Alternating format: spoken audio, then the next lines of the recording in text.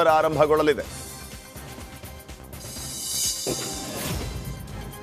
ಯಾದಗಿರಿಯ cyber ಠಾಣೆಯಲ್ಲಿ PSI ಆಗಿದ್ದ ಪರಶುರಾಮ್ ಅನುಮಾನಾಸ್ಪದ ರೀತಿಯಲ್ಲಿ ಸಾವನ್ನಪ್ಪಿದ್ದಾರೆ. ಪರಶುರಾಮ್ ಹುಟ್ಟೂರುವಾಗಿರುವ ಕೊಪ್ಪಳ ಜಿಲ್ಲೆಯ ಕಾರಟಗಿ ತಾಲೂಕಿನ ಸೋಮನಾಳ ಗ್ರಾಮದಲ್ಲಿ ಅಂತ್ಯಕ್ರಿಯೆ ನೆರವೇರಿದೆ. ಇನ್ನು ಅಂತ್ಯಕ್ರಿಯೆಯಲ್ಲಿ ಹಿರಿಯ ಪೊಲೀಸ್ ಅಧಿಕಾರಿಗಳು ಕುಟುಂಬಸ್ಥರು ಭಾಗಿಯಾಗಿದ್ದರು.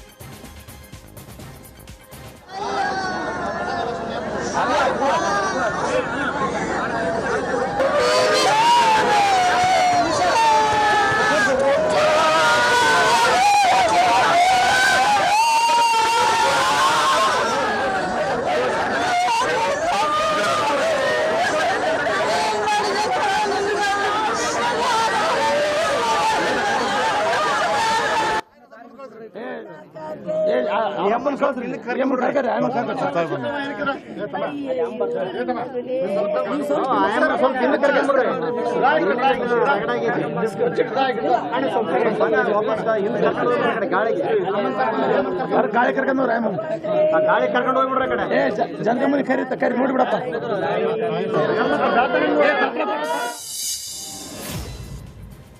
ಮೃತ ಪಿಎಸ್ಐ ಪರಶುರಾಮ್ ಶರೀರಕ್ಕೆ ಪೊಲೀಸರಿಂದ ಸರ್ಕಾರಿ ಗೌರವಾರ್ಪಣೆ ಸಲ್ಲಿಸಲಾಯಿತು. ಕೊಪ್ಪಳದ ಸರ್ಕಾರಿ ಪ್ರೌಢಶಾಲಾ ಆವರಣದಲ್ಲಿ ಗಾಳಿಯಲ್ಲಿ 3 ಸುತ್ತು ಗುಂಡು ಹಾರಿಸುವ ಮೂಲಕ ಗೌರವ ಸಮರ್ಪಣೆ ಮಾಡಿದರು. ಗೌರವದ ಮೂಲಕ ಕುಟುಂಬಸ್ಥರಿಗೆ ಪರಶುರಾಮ ಮೃತದೇಹ ಹಸ್ತಾಂತರ ಮಾಡಲಾಯಿತು.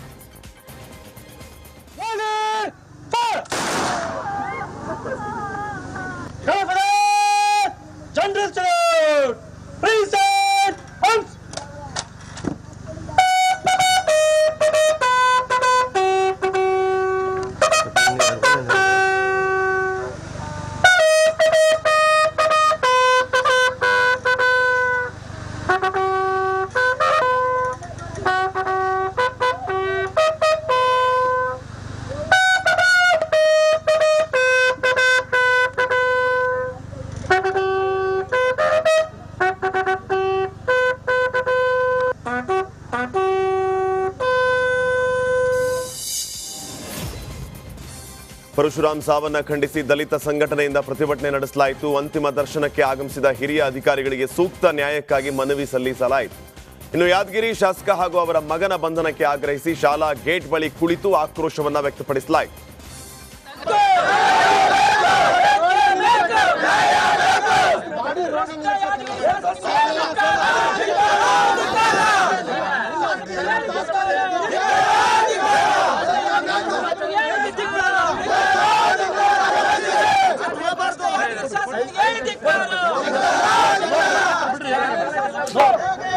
ಮಂಜು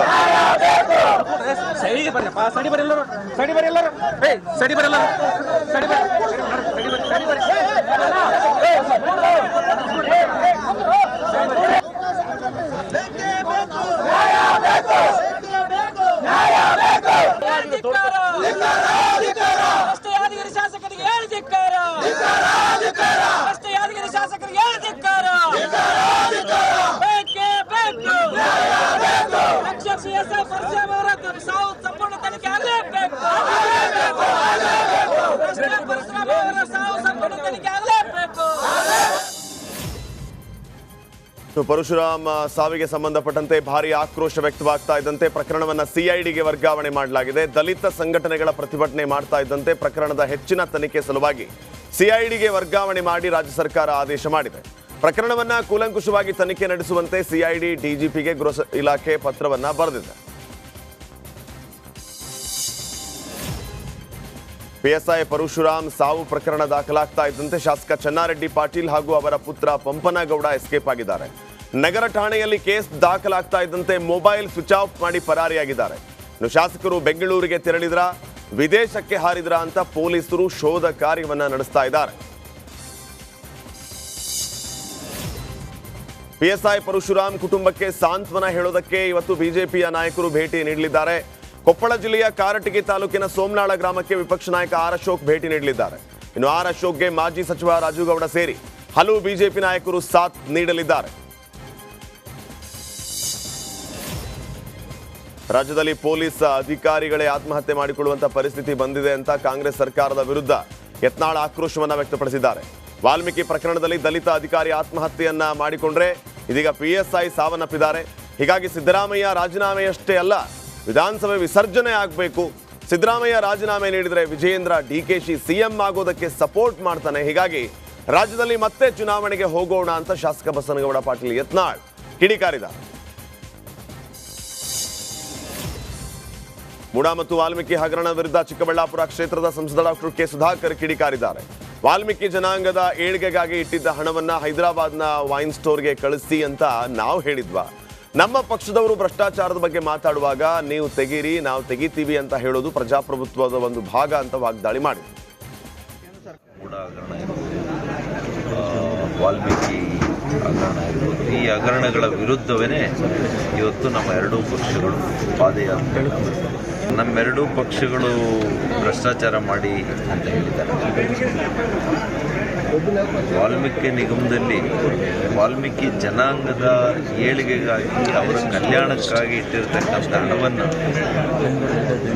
ಹೈದರಾಬಾದ್ನಲ್ಲಿರ್ತಕ್ಕಂಥ ವೈನ್ ಸ್ಟೋರ್ಗೆ ನೀವು ಹಣವನ್ನು ಅಲ್ಲಿ ಕಳಿಸ್ಕೊಡಿ ಅಂತ ಹೇಳಿದೆ. ನಾವು ಹೇಳಿದ್ವಿ, ನಾವು JDS ನಾವು ಹೇಳಿದ್ವಿ. ಚುನಾವಣೆ ಸಂದರ್ಭದಲ್ಲಿ ಅವ್ರು ಮಾಡಿದ್ದಾರೆ, ಅವ್ರನ್ನ ಕೇಳ್ಬೇಕು ಯಾಕೆ ಮಾಡಿದ್ದಾರೆ. ಲೈಂಗಿಕ ದೌರ್ಜನ್ಯ ಪ್ರಕರಣದಲ್ಲಿ ಪರಪ್ಪನ ಅಗ್ರಹಾರದಲ್ಲಿರುವಂತಹ ಮಾಜಿ ಸಂಸದ ಪ್ರಜ್ವಲ್ ರೇವಣ್ಣನನ್ನ ಸೂರಜ್ ರೇವಣ್ಣ ಭೇಟಿಯಾಗಿದ್ದಾರೆ. ಜೈಲಿಂದ ಬಿಡುಗಡೆ ಆದ ಬಳಿಕ ಪ್ರಜ್ವಲ್ ರೇವಣ್ಣ ನೋಡೋದಕ್ಕೆ ಸೂರಜ್ ರೇವಣ್ಣ ಬಂದಿದ್ದಾರೆ. ವಿಶೇಷ ಭದ್ರತಾ ಕೊಠಡಿಯಲ್ಲಿರುವಂತಹ ಪ್ರಜ್ವಲ್ನ ಸುಮಾರು 1 ಗಂಟೆಗಳ ಕಾಲ ಮಾತನಾಡಿಸಿ ಸೂರಜ್ ರೇವಣ್ಣ ವಾಪಸ್ಸಾಗಿದ್ದಾರೆ.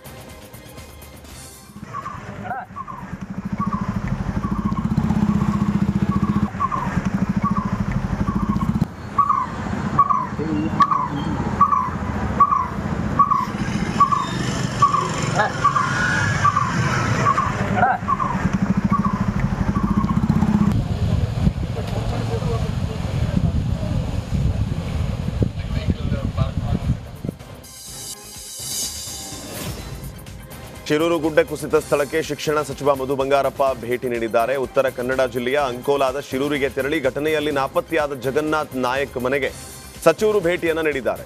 ಇನ್ನು ಈ ವೇಳೆ ಕುಟುಂಬಕ್ಕೆ 2 ಲಕ್ಷ ರೂಪಾಯಿ ಆರ್ಥಿಕ ಸಹಾಯವನ್ನು ಕೂಡ ಮಾಡಿದ್ದಾರೆ. ಸಚಿವರಿಗೆ ಶಿರಸಿ ಶಾಸಕ ಭೀಮಣ್ಣ ನಾಯಕ್, ಕಾಂಗ್ರೆಸ್ ಜಿಲ್ಲಾಧ್ಯಕ್ಷ ಸಾಯಿ ಗಾಂವ್ಕರ್ ಸಾಥ್ ನೀಡಿದರು.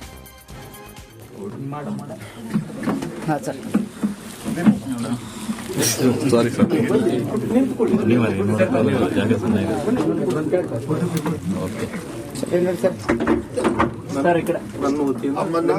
ಚೆನ್ನಾಗಿ ನೋಡ್ಕೊಳ್ಳಿ, ಧೈರ್ಯವಾಗಿರ್ಲಿ. ಅವರು ಏನು ಎಲ್ಲ ಗೊತ್ತಾಯ್ತು, ನಿಮ್ಮಿಬ್ರಿಗೂ ಏನು ಕೆಲಸ ಎಲ್ಲಿ ನೋಡ್ಬೇಕು, ಯಾರಿಗಾರು ಹೇಳಿಸಿ ಏನಾದ್ರು ಮಾಡೋಣ. ಅಮ್ಮನ ಜೊತೆಗೇನೆ ಇರ್ಬೇಕು, ಗೊತ್ತಾಯ್ತಲ್ಲ, ಜೊತೆಗಿದ್ದು ಅಮ್ಮನ ಚೆನ್ನಾಗಿ ನೋಡ್ಕೊಳ್ಳಿ. ನೀವು ಸ್ವಲ್ಪ ಧೈರ್ಯವಾಗಿರಮ್ಮ. ಬೇರೆ ವಿಚಾರ ಎಲ್ಲ ಪುರುಷೋತ್ತಮ್ ಅವರು, ನಮ್ಮ ಅಧ್ಯಕ್ಷರು, ಭೀಮಣ್ಣವರು, ಇಲ್ಲಿ ಎಲ್ಲ ಮುಖಂಡರೆಲ್ಲ ನಿಮಗೆ ಯಾವಾಗಲೂ ಸಹಾಯ ಮಾಡ್ತಾರೆ.